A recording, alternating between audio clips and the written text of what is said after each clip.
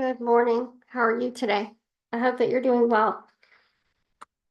Um, we're gonna have a kind of a departure from the norm, but I feel like it's still contextual and we're going to circle back on some things. Um, I don't understand what's happening with this whole thing, but it is very bright in that one corner, so hopefully you all can see me. I've been trying to figure out the best way and it's just not happening. Oh, and here comes the cat to say hello. You gonna say hi? Hi. You wanna say hi? Here. You say good morning. Yes, you say good morning. Um, our world is radically changing. And my question to you, I'm gonna have to close that mirror. Okay. So keep listening. My question to you is this. Are you the same person that you were?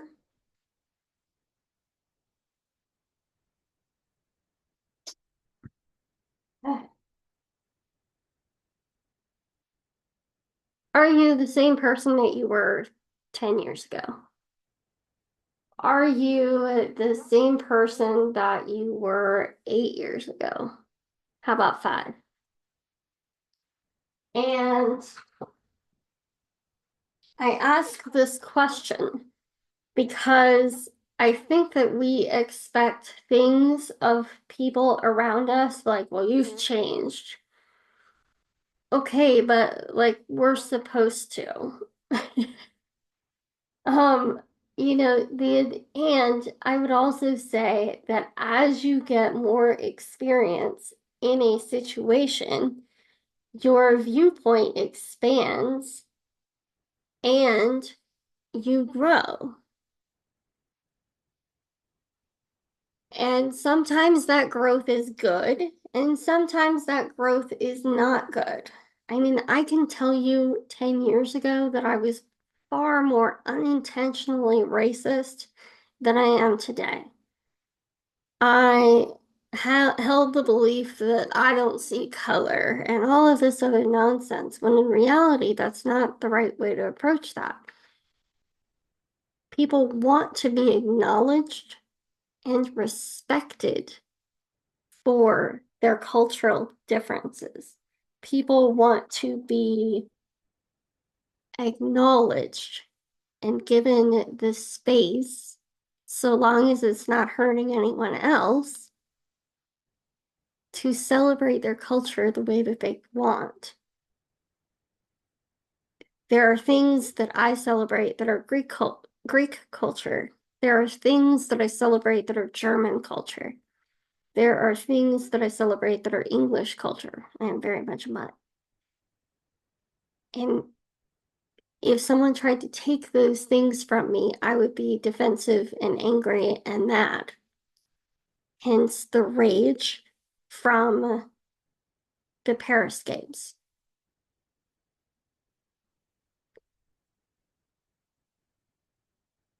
We, as a community, and if your goal is to be a part of a diverse community and create a diverse community, which we should all be striving to have, because those cultural differences add really beautiful things to the community. This is why the United States is so radically different than many other cultures, because they are more monocultural.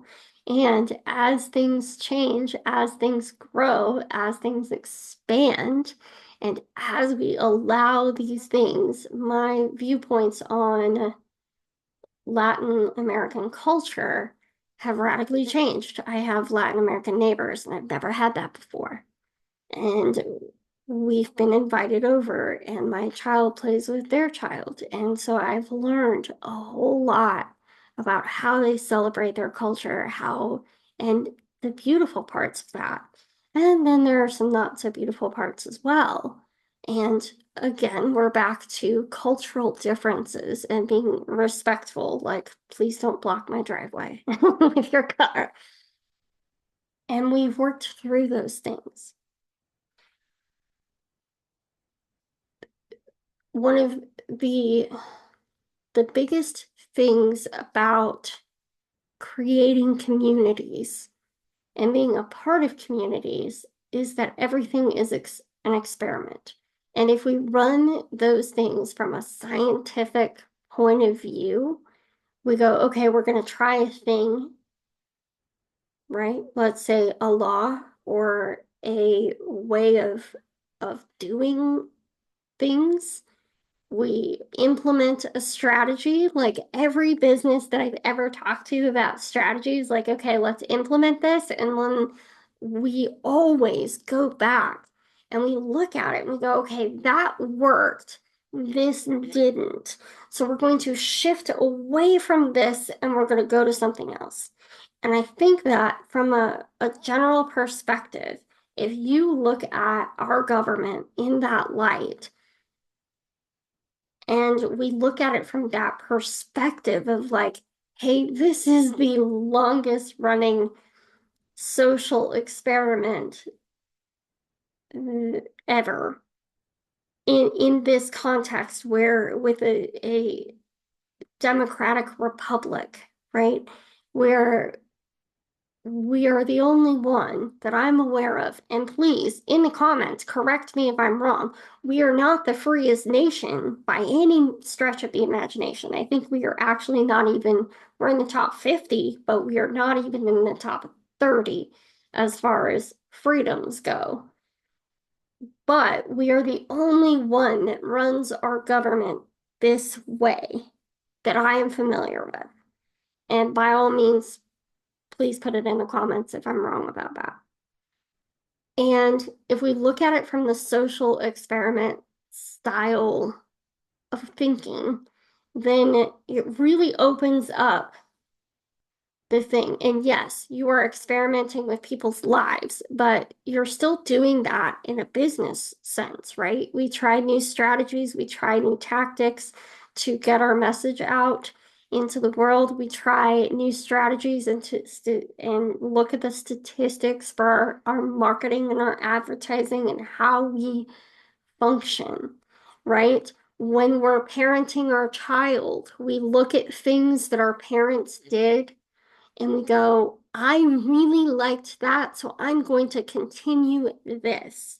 I did not like this, and so I am going to change and try a different strategy. And then, in addition to that, if you have multiple children, you go, well, this worked for this child. Let's try it with this child. It doesn't work with this child. We need a different strategy. And when we're looking at life from that perspective of growing, shifting, trying things, keeping what works, releasing what doesn't, it's all just a big lump of scientific experiments. And sometimes it goes really, really well, and sometimes it goes horribly, horrifically wrong. In addition to that, when we are hiring people for specific jobs and they say, I have this experience, they're going to approach. That's the really cool thing about having a diverse community within a business structure as well, is because everybody is bringing a different skill set and a different way of doing things and ideologies come together to create some of the most successful businesses in the world is because there were ideologies from around the world and there were ideas from everywhere. And people, as you grow with experience, I know that personally, I can't give the same financial advice. There are general guidelines that I give to all of my clients, but I cannot give the same financial advice to a single member LLC personal trainer and a multi-member LLC partnership doing construction. because these businesses are radically different and the expenditures in one are radically lower than the expenditures of another. And so the advice needs to be tailor-made to those people. However, there are general, like the tax guidelines are supposed to be the best for both, doing the best that they can for both. Does that make sense? Um, and so I think that when we talk about our leaders and the people that we are trying to elect, this is my version of doing something because this is something that I just radically, I've heard this over and over and over again. People keep going to Kamala and they go, well, you've changed your positions on so many things and you aren't the same person that your views are not the same as they were 10 years ago. And in my head, I'm like, God, if they were, we have a Mitch McConnell on our hands. You know what I mean? Like that's the whole thing about the Democratic Party is that they are much more progressive. And we need somebody who has the brain power and the capability to say, look, I that is not the best thing. What works in California may not work in Kansas, and what works in Kansas may not be the best thing for somebody in Virginia, right? Because we have coastal areas, very rapidly different environmental concerns as far as the weather and all kinds of things, right? And so when you have somebody who has the amount of experience that she has, or I think it's collectively like almost 40 years, and or no, a little over 30. So it's 32 to 36, I can't remember.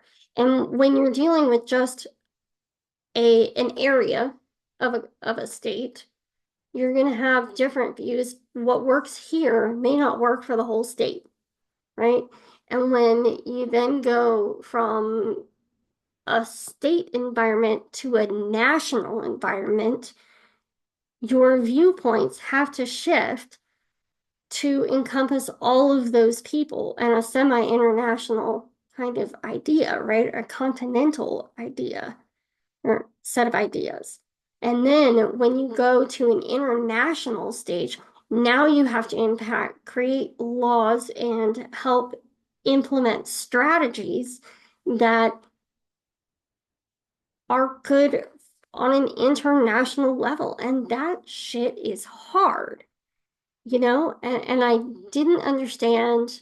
I understood a global economy to a degree after college because we studied the absolute piss out of that in business school. But then I started actually building a business that uses raw materials from all over the world. And then I add in a global pandemic on top of that, and things are radically, radically different. Boy, I need new glasses because these are gross and I can see better without them. But when we talk about it from that angle, I would hope that someone is changing their mind. I would hope that you're growing and learning, constantly growing and learning and trying to understand things in a better way. And if you're not, I hate to break it to you, but you are the problem. The rest of us who are growing and shifting and changing and adapting are not the problem. We're just not. And so, when we're looking at this current election season and this current election cycle, I'm heavily into politics. I don't talk about it very often on here. In fact, I've never talked about it on here. However, it's been something that's kind of come out of my mouth a couple times over the last 8 months because it's important. And I think that it's important to understand that if we elect the same old bullshit, we're going to get more. It's actually going to be worse. When you're electing the same old bullshit and somebody who clearly has shown that they are not into growing and learning and shifting and doing things differently, you will get more of the same old bullshit. And in fact, because the rest of the world is changing, the impacts will be more grave and the problems will be more severe. Evident in the fact that women are dying because of an ignorant, short-sighted bullshit ruling by our horrifyingly disgusting Supreme Court. Anywho, we will get back to regularly scheduled programming, but I really think that if you can look at the ways that we do things from that light and look at politics from that perspective of this is just one big experiment, we tried trickle-down economics, that bullshit didn't fucking work and created even more disparity between the haves and the have-nots. If we look at global emissions during the pandemic when nobody was driving, the things were actually changing really rapidly, and that should have been enough to recognize that our carbon emissions are doing harm in the world. It's a problem. And if we look at the Category 5 hurricane, that is going to absolutely devastate Florida less than less than a month after a devastating other hurricane that got literally all the way into the mountains of North Carolina.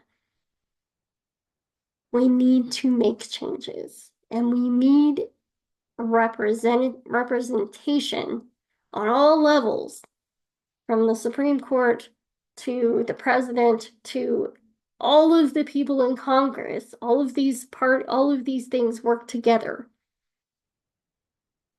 All of those things work together. And we deeply need representation that is able and willing to grow, to learn, to shift, and to not spread misinformation and lies. And if you just look at some of the shit that is going on in North Carolina, you will understand the dangers of misinformation and lies, and look at everything that happened in Springfield, Ohio. From the disinformation and the lies. It's a problem. Anyway, I hope you guys have a good day. I am going to get to work. I'll talk to y'all later. See ya. Bye.